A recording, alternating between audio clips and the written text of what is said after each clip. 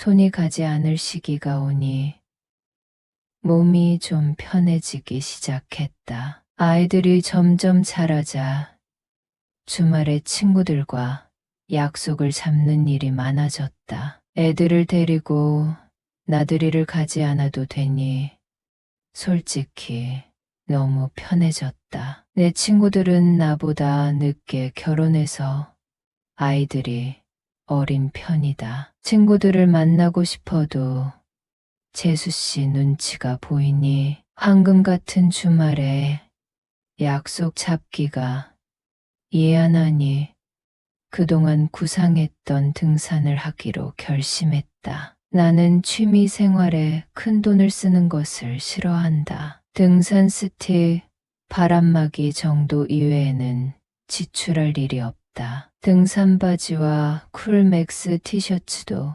적당한 선에서 구입했다. 내가 사는 아파트는 젊은 층이 많다. 아파트 앱을 보니 등산 모임이 생겼고 회원 모집한다는 글이 올라왔다. 동네 사람들과 등산을 다닐 생각에 가슴이 설렜다. 첫 모임은 집 근처 산이었다. 아파트 정문 앞에 모여 출발했고 오랜만에 유산소 운동을 하니 몸이 많이 가벼워졌다. 내가 사는 아파트는 대단지인데 같은 라인에 사는 주민 몇 명과 인사를 하고 지냈다. 간혹 아이들의 부모를 보게 되면 눈인사를 할 뿐이었다. 매주 등산 동호회 모임을 나가다 보니 다양한 직업을 가진 사람들과 만나게 되었고 그 중에 내가 하는 일과 같은 직종에 종사하는 분도 알게 되었다. 그렇게 등산을 다닌 지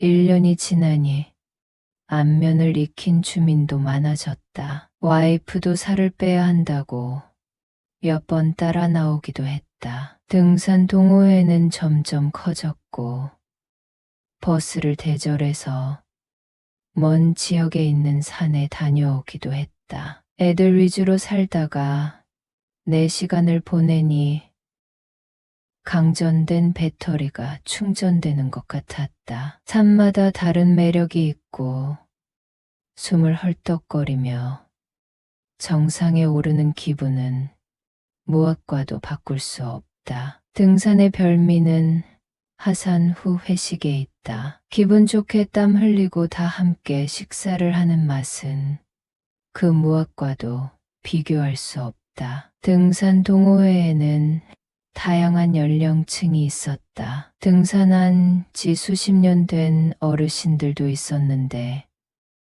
나이는 숫자에 불과하다는 말이 맞는 것 같았다. 그들은 매우 건강해 보였다. 어떤 어르신은 뇌출혈 초기 진단을 받은 후 동네 뒷산을 다니다 보니 예전보다 더 건강한 상태가 되었다며 등산의 효과를 홍보하고 다니느라 바빠 보였다. 한 번은 산세가 험하기로 유명한 산에 올라갔다. 그때 다람쥐처럼 잽싼 여자분이 내 손을 잡아줬다. 그분은 우리 동호회 부회장이었다. 30대 초반부터 아이들과 산에 올랐고 지금은 혼자 다니고 있다고 했다. 아저씨는 왜 안 오시냐고 물었더니 빙그레 웃으며 다음에 기회 되면 얘기해 줄게요 라며 재빨리 상황을 피해갔다. 나는 사실 부회장에게 마음이 생긴 지 오래됐다. 부회장을 보러 등산 모임에 꼬박꼬박 나가고 있는데 이 사실은 아무도 모른다. 부모님 댁에 갈 일을 제외하고 등산이 내 일상의 중요한 부분이 된 것도 부회장 때문이었다. 부회장은 조망만한 얼굴에 미소가 끊이지 않았다. 작고 아담한 몸매로 날렵하게 산을 오르는 모습, 자상하게 회원들을 챙기는 모습에 반했다. 육아 스트레스를 야식으로 푸느라 살이 쪄서 고민이라면서 소파와 한 몸을 이루는 와이프와 상반되는 모습이었다. 간절히 바라면 이루어진다고 했던가. 회사에서 오랜 기간 동안 진행한 프로젝트가 마무리되고 일주일간 휴가를 받았다. 그런데 마음에 품고 있던 부회장과 만날 기회가 생겼다. 아내는 오전 10시부터 3시까지 집 근처 커피숍에서 아르바이트를 한다. 아내는 휴가 기간 동안 아이들이 차례로 집에 오면 간식을 챙겨주고 학원 시간에 맞춰 나갈 수 있도록 봐달라고 했다. 나는 약속이 없는 날에는 그렇게 하겠다고 했다. 오랜만에 주어진 자유시간에 가장 먼저 한 것은 그동안 미뤄둔 드라마 보기였다. 아내가 출근하자마자 거실에 앉아 드라마를 보고 있었는데 초인종이 울렸다. 소파와 한 몸이 되어 편한 시간을 보내고 있었는데 초인종이 울리니 솔직히 짜증이 났다. 무시해버리려고 했지만 연속해서 벨이 울렸다. 월패드로 내다보니 산악회 부회장님이 아닌가. 반가운 마음에 문을 열어줬다. 그분은 가방에서 여러 가지 도구를 꺼내며 부엌으로 갔다. 어떤 일 하시는 분이냐고 물었더니 주방 후드 점검하는 일을 한다고 했다. 우리 집인 줄 알고 오셨냐고 했는데 일 시작한 지 얼마 되지 않았고 꼭대기 층부터 내려오면서 초인종을 눌렀다고 했다. 그녀는 후드 점검을 해주겠다고 하더니 기름 진 필터를 꺼내 익숙하게 기름기를 닦았다. 이런 광경은 처음 보는 것이라 후드 점검이라는 직업이 있냐고 물었더니 빙그레 웃으며 사실 세제를 팔고 있다고 했다. 과일 추출물 성분으로 만든 세제인데 찌든 때가 잘 빠지는 게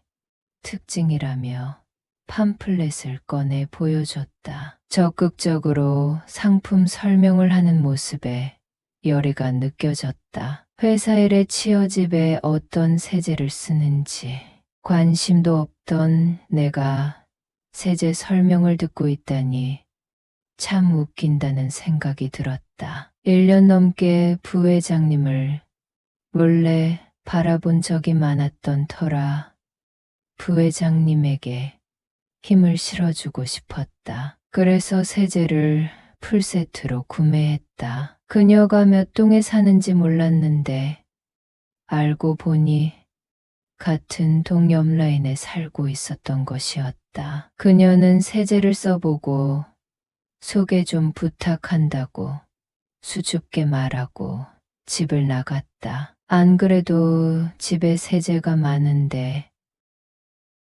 아내와 상의도 하지 않고 한 박스나 주문했으니 나중에 잔소리 들을 게 뻔했다. 하지만 안면이 있는 사람이 영업일을 하는데 모른 채 하기란 쉽지 않았다. 그녀가 준 샘플 세제로 묵은 때를 벗겨 나가기 시작했다. 문틈, 손잡이, 욕실 수전 등이 반짝반짝해졌다. 며칠 뒤 본품이 택배로 왔고 그녀에게 전화가 왔다. 여러분은 써리모의 영상을 재미있게 듣고 계십니다. 잘 써보겠다고 인사하고 전화를 끊으려고 하는데 언제 시간 되면 같이 밥 먹어요. 혹시 쭈꾸미 볶음 좋아해요?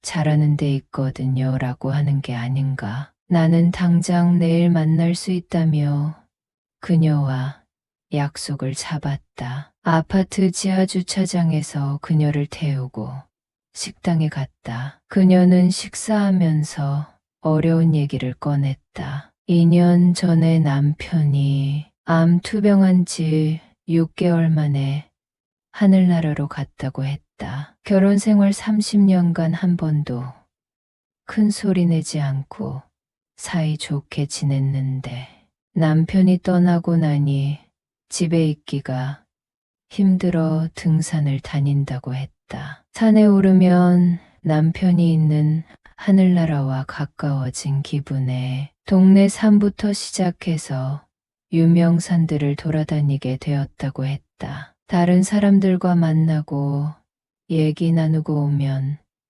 우울했던 마음이 많이 회복되니 일석이조라고 했다. 외동딸은 외국에서 살고 있어서 1년에 한 번도 보기 힘들다고 했다. 남편이 남겨놓은 재산이 조금 있긴 하지만 집에서 혼자 지내다 보면 자꾸 우울해져서 무슨 일이라도 하고 싶다는 생각을 하고 있었는데 마침 친구가 이 일을 하고 있다고 해서 교육을 받았다고 했다. 평생 영업일은 처음이라고 했다. 며칠간 후드를 점검해 준다고 홍보를 하고 다녔지만 구매로 이어지지 않았다고 한다. 요즘 홈쇼핑에서도 세제를 많이 팔고 있고 사람들이 문을 잘 열어주지 않아